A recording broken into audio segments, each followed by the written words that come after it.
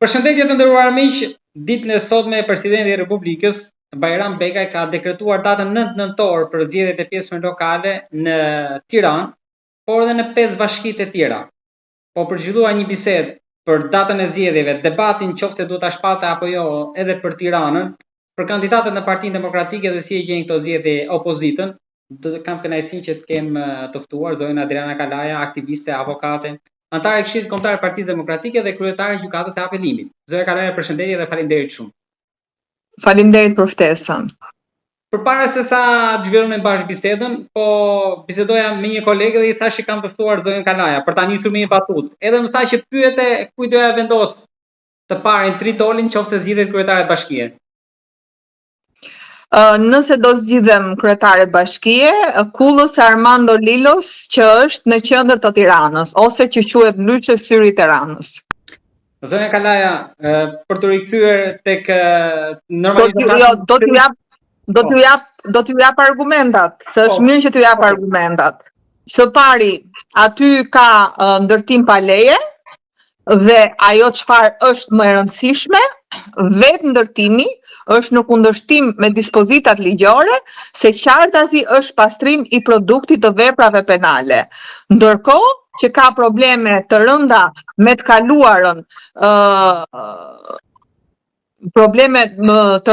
kaluarën, Armand Lilo për shkak të një dënimi penal që ka patur në shtetin italian. Dhe në këto kushte patjetër që Spaku, referuar kallëzimit tim penal që kam bërë, ka filluar hetimin qoftë pasuror ndaj Armand Lilo, Erion Veliajt dhe Fatmir Xhafës, por qoftë edhe kryesisht për Armand Lilon, sepse nëse bëjmë një auditim të gjithë aktivitetit të tij, shikohet qartësisht që në fillimet e tij, pra pak u krijuar lidhja midis tij, Fatmir Xhafës dhe Erion Veliajt, nuk ka burime të lishme për të kryer këtë aktivitet. Kështu që tritoli në çdo rast, e para e parashikon ligji, e dyta do bëhet për gjithë ndërtimet që janë pa leje ndërtimi, pra me akte të falsifikuara, për ato ndërtime që leja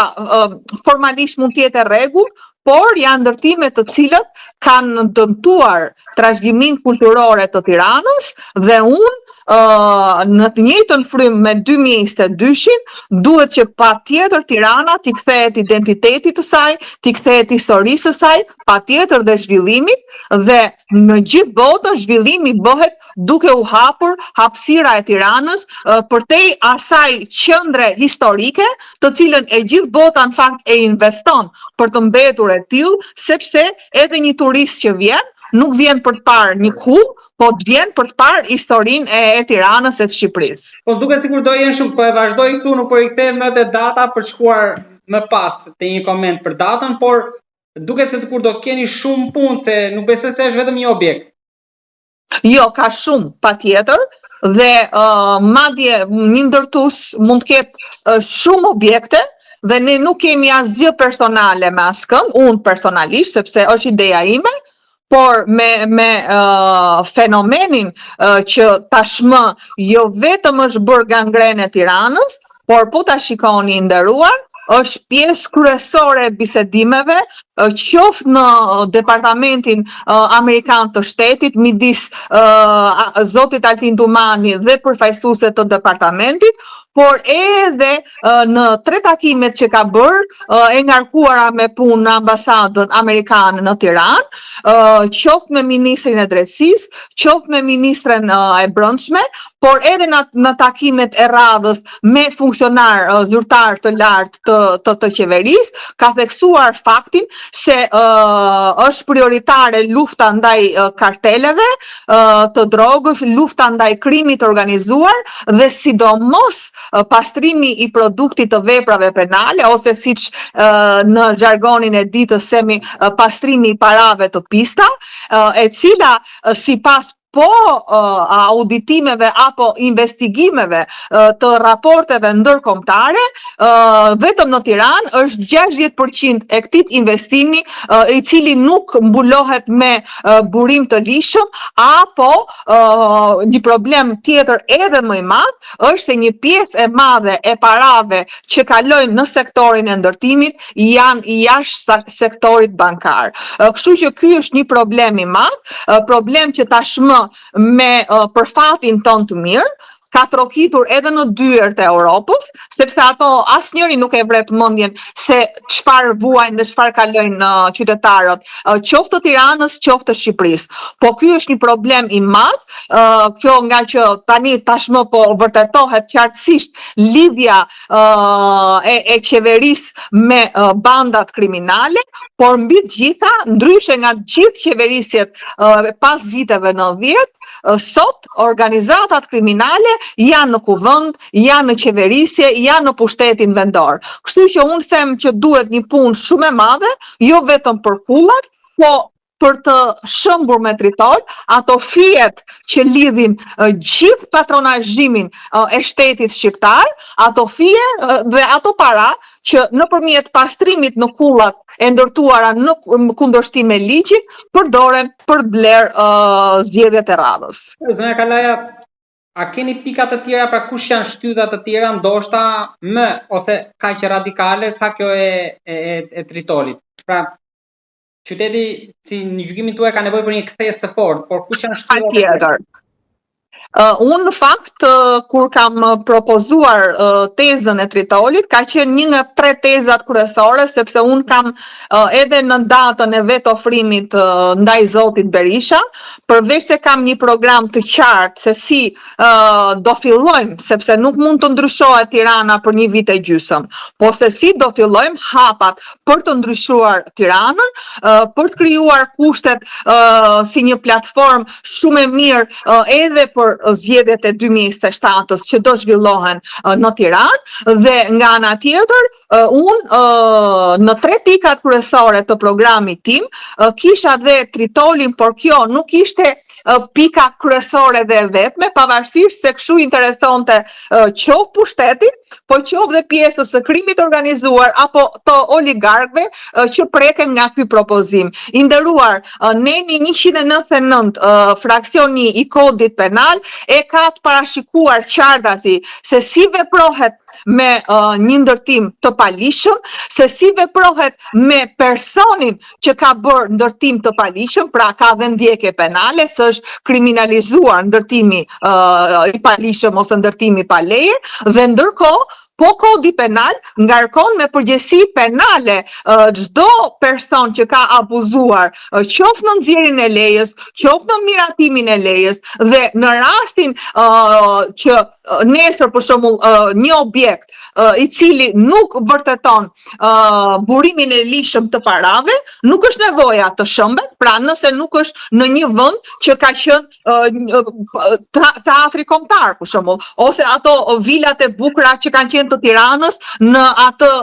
cirkolën Skanderbeg që ka qenë me projektin e vitit 1938, sepse këtë bëri rilindja i nderuar, qoftë me VKM-n e 2017-s, qoftë me VKM-n e 2018-s, filloi duke ngushtuar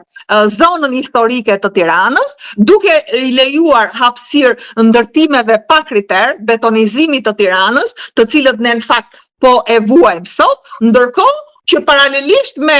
këtë betonizim, këtë ndërtim të tejskajshëm në territorin e Tiranës, shoqërohet me apartamente stok, pra të pashitura, dhe me çmime maramundse, po ta krahasojmë, nuk po shkoj në Europë, po të shkojmë në Athinë, në një objekt të investuar në Bregdet, mund të marrësh një hyrje me gati gjysmën e çmimit që të ofrojnë ndërtuesit e këtyre kullave. Kështu që ligji e përcakton qartë, por edhe në pikpamjen simbolike,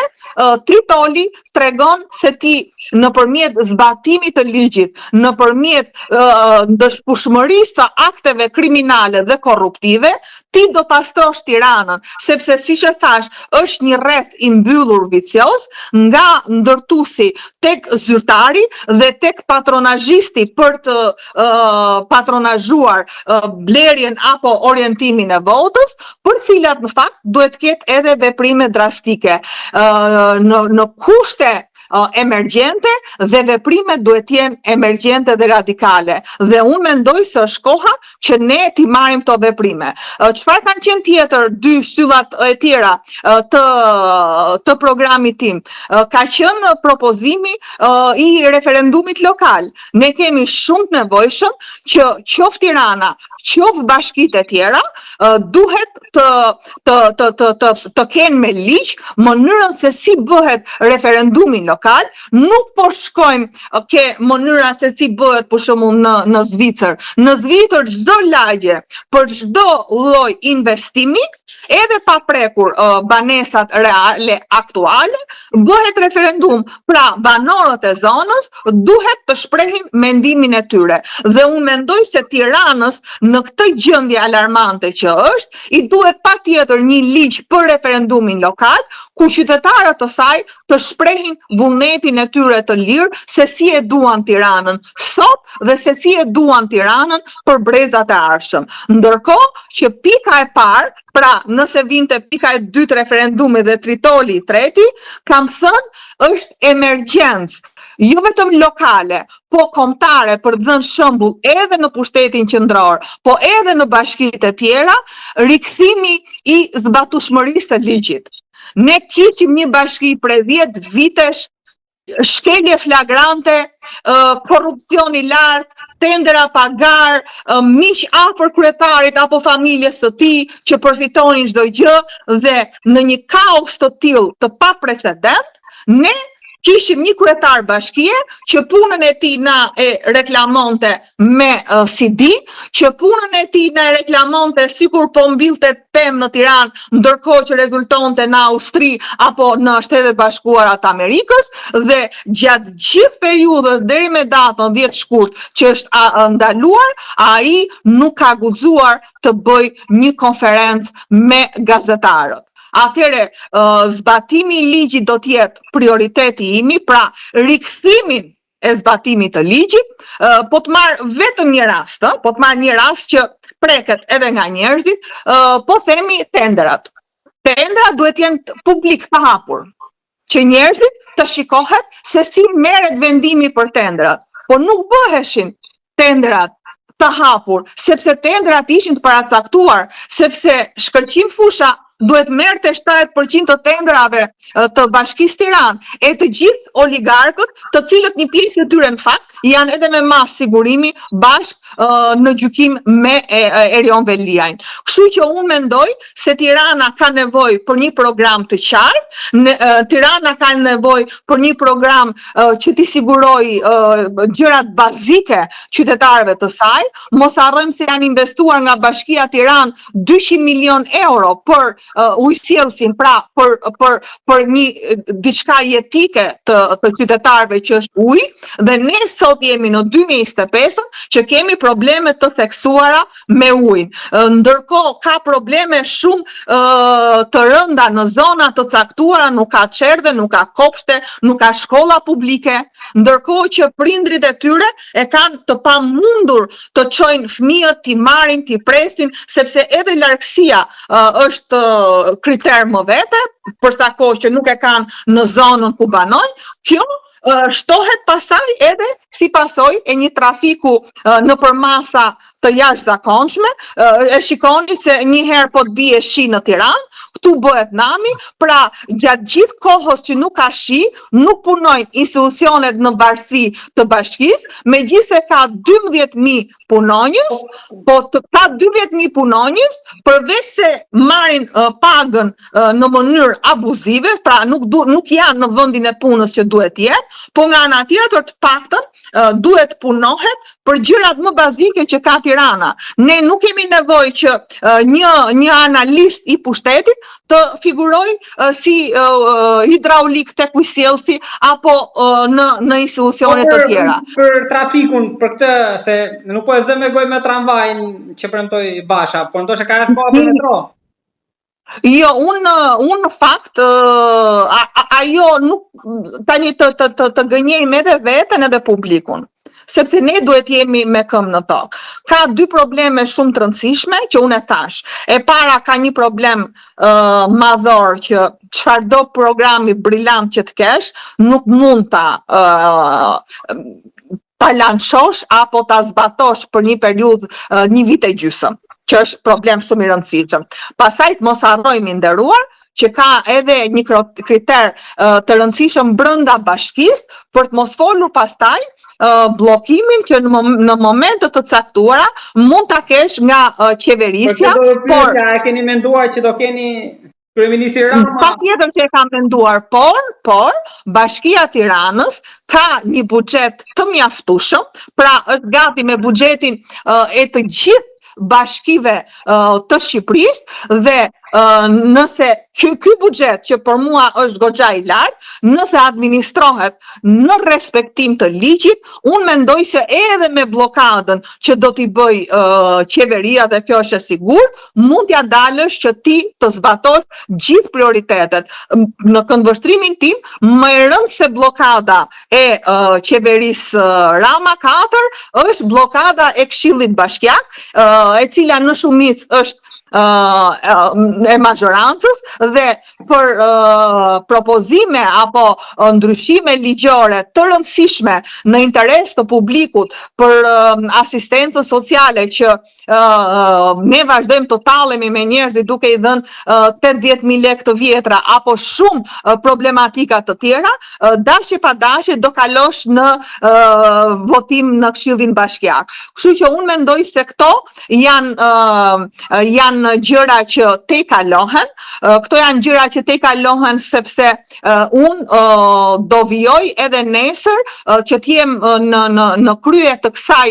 kauze që kam marrë, që për çdo konstatim të një vepre penale, unë t'i drejtohem pavarësisht se kam rezervat e mia dhe nuk kam besim ke spaku, por ligji thot që ti je detyruar ta çosh ke ai organ hetimor. Ndërkohë që letrat duhet jenë aty dhe nesër çdo antar i Këshillit Bashkiak i cili vendos që të bllokojë punët e Tiranës do të përballet me ligjin. Ndërkohë në raport me trafikun, të cilët e përballin të gjithë, do me thënë mund të kthehesh më shpejt nga Shkodra në Tiranë, megjithëse edhe ky aks është bërë nga Vlora në Tiranë, sesa të futesh nga Casa Italia në qendër të Tiranës. Pra, është një kolaps. Unë fillimisht këtë kam propozuar dhe në 2022-shin për të bërë një kalim nëntoksor, kalim i cili do ta ketë hyrjen tek Universiteti Nën Tereza dhe duke mos prekur fare pjesën e qendrës në krah të Bashkisë të Tiranës, pra të sheshit Skënderbej, dhe ky nënkalim të kaloj të përfundoj tek Unaza e Madhe ose tek fundi i stacionit të trenit ose bulevardit Zogu i Parë. Çfarë bën kjo? Kjo në këtë aks fillestar merr gjithë trafikun që bëjnë atë rrotullamen që dalin ke Hotel Tirana, Emezi, dalin pasaj jo ke rruga Kavajës, ke rruga Durrësit. Kjo të gjithë atë fluksin e makinave në këtë seksion e redukton duke i dhënë frymarrje qytetit në këtë segment. Ndërkohë që me perspektiv, pra ky ka qenë projekti për programin 4 vjeçar, në perspektiv të bësh të njëjtin nënkalim me destinacion Kino Studio kombinat. Dhe të dyja këto akse që priten në formë kryqi, unë mendoj se do ta shfryjnë në mënyrë maksimale trafikun, duke i dhënë frymarrje edhe mënyrës së jetesës në Tiranë. Po kështu, duke akomoduar rrjetin e transportit falas për nxënësit, pra, sepse një prind që merr makinën e tij dhe sa nxënës ka, çdo nxënës po të shkojë me prindrin e tij në shkollë, ju e dini shumë mirë çfarë ngarkese e madhe, sepse unë doja shumë që për nxënësit e 9 vjeçares të ofrohej edhe mësimi jashtëshkollor, të ofrohej edhe ushqimi i drekës, të ofroheshin edhe kurset jashtëshkollore. A mbani mend ne kemi hequr dorë nga kurset. Ne, për shembull, gjithë artistët e sotshëm që janë, sepse unë kam qenë pjesë edhe vetë e Pallatit të Pionerëve, kishim ca kurse jashtëshkollore që jo vetëm zbuloheshin talentet e reja, por merrte një kohë shumë të madhe nga jeta e fëmijëve për të mos mbetur as në rrugë, po as në celular. Ndërkohë që mund të investojmë qoftë me objektet sportive, qoftë me këndet e lojrave, po mbi gjitha me ato sheshet e gjelbruara, ku mund t'jenë shumë e mirë, jo vetëm për moshën e tretë, po dhe për gjithë moshat që jetojnë në Tiranë. Ndërkohë që pjesë e trafikut janë edhe ardhjet nga zonat rurale, për shembull nga Ndroqi, nga Peza, nga Petrela, nga Fresku, fshatar të ndryshëm, të cilët e kanë mënyrë jetese ardhjen në Tiranë dhe shitjen e produkteve të ndryshme. Nëse ne në të gjitha këto njësi administrative do ngrejmë pikat e grumbullimit, pra çfarë bëjmë? Ne jo vetëm punësojmë njerëz, jo vetëm pra hapim vende pune, jo vetëm ne ato fshatarin i japim një mundësi që ai të kthehet në pronën e tij dhe të marrë prodhimin tjetër, pra i reduktojmë atë ditën e humbur duke ardhur për ta shitur mallin në Tiranë, por ndërkohë ne kufizojmë edhe një pjesë të mirë të trafikut që vjen për shkak të aktivitetit që ka X apo Y fermer. Mendoj se ka pika shumë në programin tim, qoftë me rikthimin e jetës artistike kulturore, ku fokusi kryesor është rikthimi i teatrit aty dhe ashtu siç ishte, sepse nuk është një kauzë vetëm e aleancës për mbrojtjen e teatrit, por është edhe një kërkesë e bërë në auditimin që ka bërë kontrolli i lartë i shtetit, shoqëruar edhe me një kallëzim penal, ku kërkohet që teatri kombëtar të rikthehet sipas projektit të vitit 1938. Patjetër që po, ne do t'i rikthejmë Tiranës kinemat, do t'i rikthejmë, le të ketë kinema në të gjithë qendrat tregtare, nuk kemi asnjë lloj kundërshtimi, po sa më shumë pika edukuese, kulturore, artistike të ketë Tirana është edukimi i një brezi të shëndetshëm dhe mbi të gjitha nëse ne i krijojmë kushte këtyre familjeve, qoftë me kredite buta, qoftë me bizneset e vogla që kërkojnë një ndihmë nga ana e Bashkisë Tiranë, sepse po ta dini ju Bashkia Tiranë ka dhe një fondacion, një shoqëri e cila përdoret për ka 25% të kësaj kompanie dhe përdoret për kredidhënie. Pse kjo kompani të mos jetë për të mbështetur gjithë familjet e reja me kredi të buta, për të ulur moshën e lartë që ka arritur Shqipëria për shkak të shpopullimit dhe për t'i krijuar gjithë tyre çifteve të reja, familjeve që sapo krijohen, bashkë me të ardhmen e fëmijëve të vet, një jetesë shumë komode në territorin e Tiranës. Zona Kalaja ju bën një ekspoze të qartë të programit, por pyetja është që pse nga Partia Demokratike, se po si kryetari i Bashkisë Tiranës është pas kryeministrit me rëndësi, ndërkohë që për zgjedhjet e kaluara gumzhinte çdo opozit kur zgjidhej kandidati, në këtë rast te Partia Demokratike sikur ka një tërheqje, sikur kanë frikë që dalin të përballen. Në përballë kësaj situate Partia Demokratike duket sikur mos do që ta lërte patatet nxehtë, ta lërë topin te një kandidat nga shoqëria civile. Sot jam përmendur ja 3 emra, mes tyre Ermal Hasimi, Adira Çepani dhe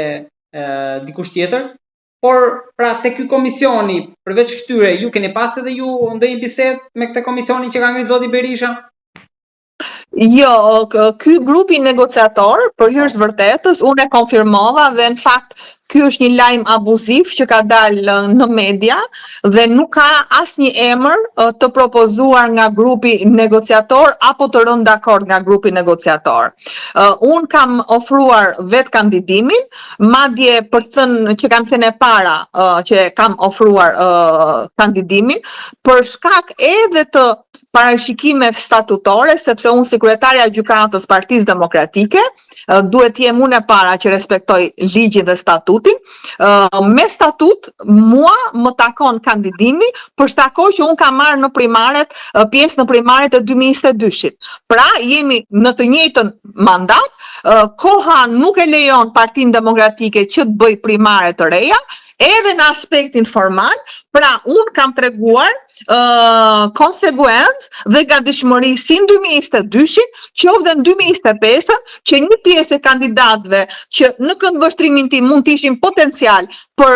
garën e Tiranës, janë tërhequr dhe nuk pranojnë të kandidojnë. Ata Kërriçi dhe Ali Mehmeti janë në këtë komision. Kështu që po. Ndërkohë që të tre antarët që merren, pra grupi negociator, e di shumë mirë se unë kam ofruar kandidaturën time, po di dhe shumë mirë dhe listën nga Partia Demokratike për kandidim. Kjo do t'i mbetet një fazë të dytë që do t'jetë shumë shpejt, sepse sot presidenti, në fakt jo presidenti, sepse nuk meriton quhet president, shteta si Bajram Begaj, ministri i radhës i Edi Ramës, ka dekretuar zgjedhje të palishme në qytetin aty, nuk është se ishte apelimi në gjykatë administrative, por kushtetuese. Ju si e kuptoni këtë? Kushtetuesja aq më shumë nëse do ishte ankimimi në gjykatën administrative, atëherë duhet vendim i gjykatës administrative për të pezulluar zgjedhjet ose për të pezulluar aktin administrativ të shkarkimit. Ndërkohë, neni 115.2 e kushtetutës nuk ka ekuivok. Thot me të paraqitjen e kërkesës në gjykatë kushtetuese pezullohet akti i shkarkimit dhe në këtë kuadër presidenti i Republikës, tani po flas për ligjin, jo për këtë që është turpi i kombit shqiptar dhe i Shqipërisë që ka një president të tillë, duhet të mos konstatoj vakancën dhe duhet të mos dekretoj datën e zgjedhjeve deri në momentin që merret vendimi përfundimtar i gjykatës kushtetuese. Këtë thot kushtetuta, këtë thot ligji. Pastaj se si e interpreton Bajrami që e don kafen pa sheqer, se është sheqer vet, apo se si interpretojnë të gjithë patronazhistët mediatik dhe jo vetëm afër kryeministrit Rama, është çështja e tyre. Unë juridikisht e kam këtë interpretim dhe kjo ka dhe një praktik të konsoliduar në gjykatën kushtetuese. Ndërkohë, për t'u kthyer pyetjes që më bët, Partia Demokratike nuk ka asnjë lloj hezitimi, nuk ka asnjë lloj ngurimi për të kandiduar. Nëse nesër Partia Demokratike do të zgjedhë një nga kandidatët që nuk performon ashtu si duhet për Tiranën, do të jem unë e para që do dalë dhe do them, po, Partia Demokratike kishte frikë të merrte pjesë në zgjedhje me një kandidat të duhur. E them këtë sepse është një manipulim i emrave që kanë dalë sot. Është e vërtet që nga Partia Mundësia është dhënë një emër dhe nga grupi negociator i Partisë Demokratike nuk është diskutuar fare për emrat konkret. Kjo gjë është bërë vetëm për të maisur këtë konfliktin brenda Partisë Demokratike dhe për t'i treguar edhe opinionit publik, me të drejtë ju e pyetët, dhe thatë kjo tregon që Partia Demokratike ka frikë. Jo, Partia Demokratike ka një listë me kandidat potencial, me kandidat dinjitos për të fituar Tiranën, por nëse bëjmë një analizë me gjithë farsën zgjedhore, një ka nga ata që vënë dhe zotin Berisha në krye të kësaj liste. Ato pasaj ajo është që të merre me humor, Zotin Berisha nuk e ndalon askush për të kandiduar. Ju dhe ne të gjithë e dim shumë mirë se ato 500.000 vota janë të Sali Berishës, se e pat dhe shumë mirë Lulzim Bashën se sa vota mori. Pra, deri dje nëse Lulzim Basha ka marrë X vota, i ka marrë se i ka marrë Partia Demokratike kur ishte bashkë me Sali Berishën. Ndërkohë, i nderuar, Sali Berisha është kryetari i Partisë Demokratike dhe Sali Berisha duhet jetë në parlament si zëri kryesor që nuk ka rreshtur nga 2013 denoncimin e mafjes në pushtet, dhe nga ana tjetër Sali Berisha shumë shpejt do të jetë në krye të fushatës për zgjedhjet e parakoshme me cilësinë e kryeministit të arshëm të Shqipërisë. Kështu që këto janë humore të njerëzve që nuk kanë fituar një garë, të njerëzve që nuk kanë vota, të njerëzve që edhe paguen për ta thënë këtë gjë, por nga ana tjetër, unë mendoj se qoftë grupi negociator, qoftë strukturat e larta të Partisë Demokratike dhe sidomos kryetari i saj, do bëj një vendimarrje që do jetë në të mirë të opozitës njerëzve, nuk është. Më duket se ka mbetur dhe vetëm një javë, se i bie një muaj dhe jetë fushata, 9 tetor, 9 nëntor, data 1 sot, edhe pak ditë ka mbetur. Më duket si Unë besoj që deri në fillim të javës tjetër çdo gjë do të jetë e konkluduar e përfunduar. Ndërkohë që Partia Demokratike asnjëherë nuk është shprehur që ka thënë ne do ta zgjedhim kandidatin nga jashtë. Këto kanë qenë partitë e vogla, partitë e reja, të cilat për shembull po marr Partinë Mundësia, pse nuk kandidon? Meqense ato e kanë problemin me Sali Berishën, të futet kandidojë Agron Shehaj. Parati ka, kompaniti ka, vota mori 2 mandate, të futet ose Eral Kapri. Le të futen ato të aprovojnë. Nuk mund të tallemi ne me njerëzit, aq më shumë me demokratët, pas asaj që ndodhi me 11 maj, dhe të bëjmë riskime të tilla, sepse unë jam shumë dakord, nëse do zgjidhet një kandidat i dobët, një kandidat që nuk përfaqëson i pëlqen si pëlqen X-it apo Y-it, Partia Demokratike është partia kryesore opozitare dhe i takon Partisë Demokratike të zgjedhë kandidatin. Unë kam qenë që në fillim dhe vazhdoj të jetë që kandidati duhet të jetë politik, ndryshe Partia Demokratike do t'rregoj që nuk mundet të përballet në këto zgjedhje. Dhe nga ana tjetër, ka shumë rëndësi që ndërkohë që ne kemi ngritur kauzën e luftës ndaj Sorosit, për gjithë dëmet që Sorosi ka bërë zotit Berisha, Partisë Demokratike, por vetë pluralizmit dhe demokracisë, është fyerje për demokratët, është tallje për demokratët që ne të konkludojmë me një kandidat sorosist. Ndërkohë që të tre personat kanë lidhje me Sorosin dhe shumë shpejt, pra jo më kod, janë lançime të pushtetit to, nuk janë lançime të Partisë Demokratike. Ju jeni drejt për drejt, aq më tepër që edhe në atë moment kur nga PD-ja kishte hezitim, ju dolët dhe thatë e marron përsipër këtë punë, kandidoj. Po, sepse realisht nuk më pëlqeu hezitimi. Ju më thatë pak më lart se ka një listë. A më thoni do të një emri që juve ju bind brenda PD-s? Adriana Kalaja. Jo, po unë nuk mund të flas për njëri tjetër kur unë kam bindje që e fitoj Tiranën. Dhe unë për këtë bindje që kam, për këtë potencial që kam, prandaj dhe është ngrit i gjithë sistemi patronazhist, i financuar edhe nga Sorosi, për të gjetur një kandidat jo politik, e cila në fakt do të ketë humbjen më të madhe që ka njohur ndonjëherë Bashkia e Tiranës. Ky është opinioni im, sepse thash, kam një program të qartë, kam një platformë të saktë se si do ngrihen mënyra se si do punoj çdo dek e Partisë Demokratike, nga ana tjetër është çështja thelbësore e nderuar. Kam pasërtinë e figurës që nuk më bën as shantazh, as Rama, as Sorosi, as prokuroria. Ndërkohë që përballë kam një person që ka 22.000 vdekje në kurriz. Përballë kam një person i cili ka dosjet në SPAK. Dhe përballë mos harroni këtë, mbajni këtë intervistën time, se do vi dita që do t'ju shkruaj dhe do t'i them nxirre pak atë intervistën. Është shitja e radhës që ka bërë Edi Rama brenda Partisë Socialiste. I shiti edhe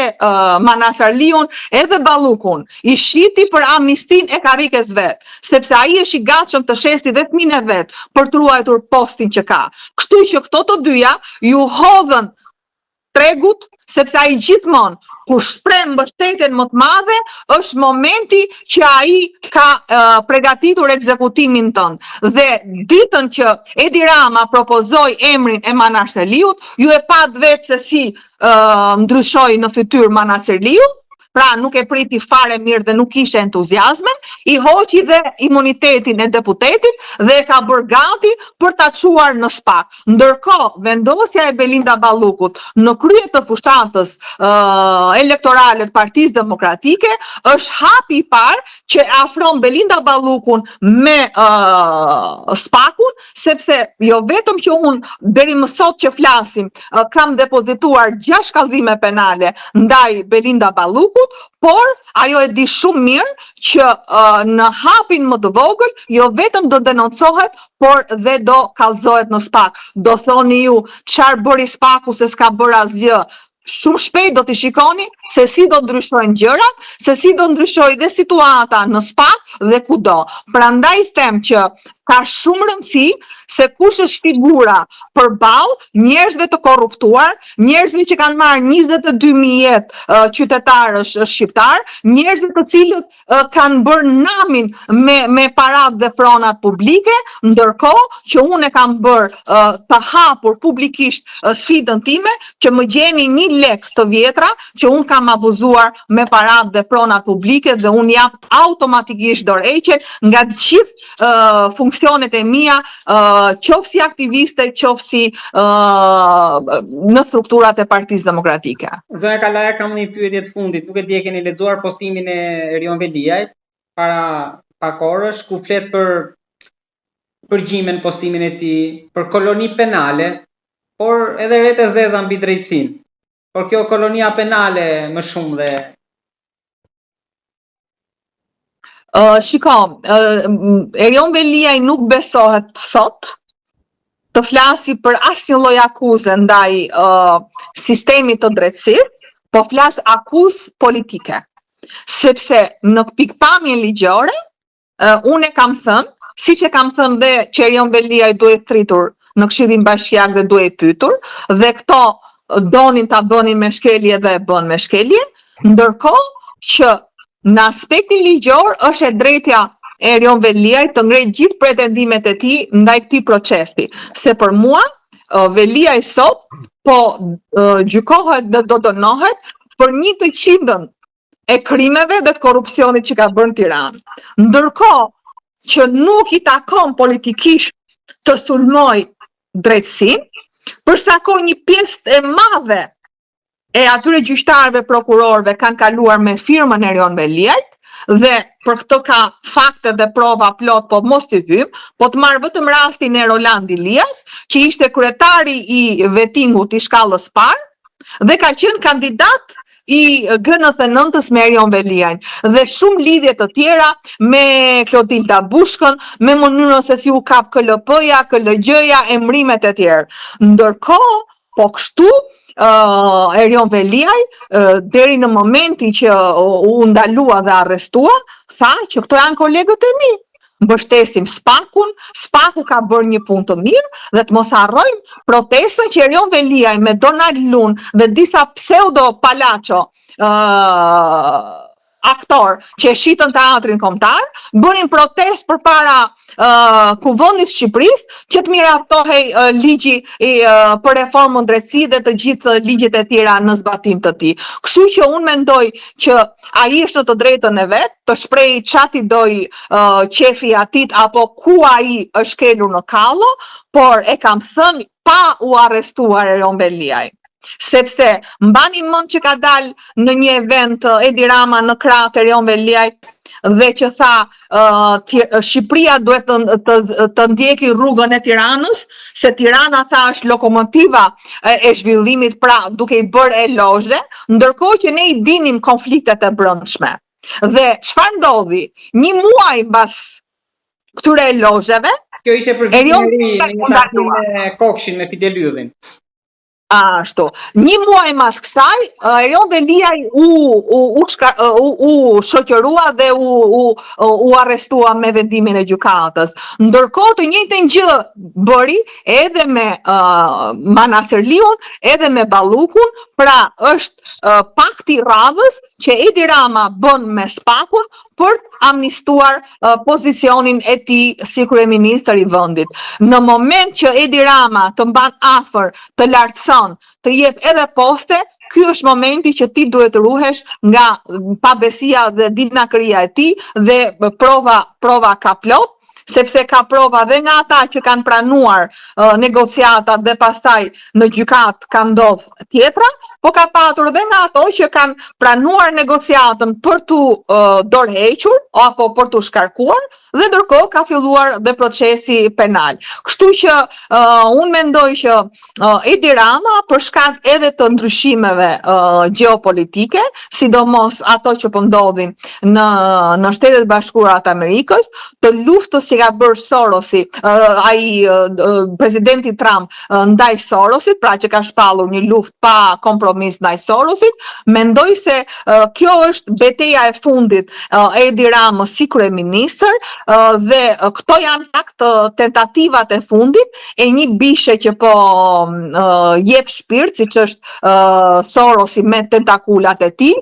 për të bërë përzgjedhjen e kandidatit për Tiranën nga ana e shoqërisë civile dhe me kushtin fakt që të jetë sorosist,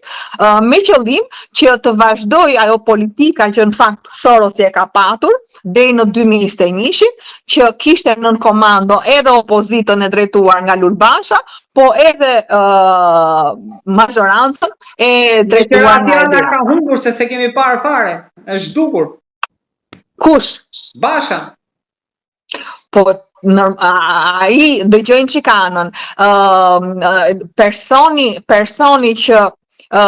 jeton të paktën ka qenë mbi 17 vite në krah të zotit Berisha. Një njeri që t'jetë aq i trash nga mendja dhe të mos njofi karakterin e Berishës, që nuk tërhiqet Berisha përpara asgjëje nëse ka në lojë dinjitetin dhe integritetin e fytyrës së tij. Kështu që ai më minimalja u tregua budalla dhe naiv. Përpos të tjerave pasaj që bëri bashkëpunimin, e bëri prap. Tentoj ta bënte prap, pavarësisht e Edi Rama e lëshoi se nuk i duhet Edi Ramës. Edi Ramës i duhet kandidati tani përballë Ogerta Manasërliut. Se Edi Rama e lëshoi qoftë edhe vulën, qoftë logën që e mori Partia Demokratike Reale, sepse nuk i duhej më Lulzim Basha. Deputetët i ikën, antarësia iku, që donte për pazare Lulzim Bashën, s'kishte më efekt. Dhe shërbimin e fundit që Lulzim Basha bëri, ishte ai humori i zi që bënte me ato videot me Edi Ramën, dhe që përfundoi që mori as 900 të vota lideri më i madh i opozitës, ai që pretendonte se Edi Rama e kishte frikë. Kështu që unë mendoj se njeriu me veprimet që bën, edhe sikur të vazhdoj të dali, unë them 9 shtatori ka qenë vdekja politike e Lulzim Bashës. Zonja Kalaja, të falenderoj shumë për këtë bisedë pa doreza. Unë kam qef që gjërat t'i them pa filtra, pa doreza, sepse nëse ne vëm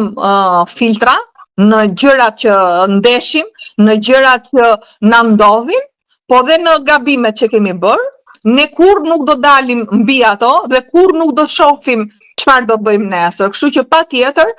me gjithë gabimet e mia, unë kam qef t'i shoh gjërat pa filtra. Falenderoj shumë edhe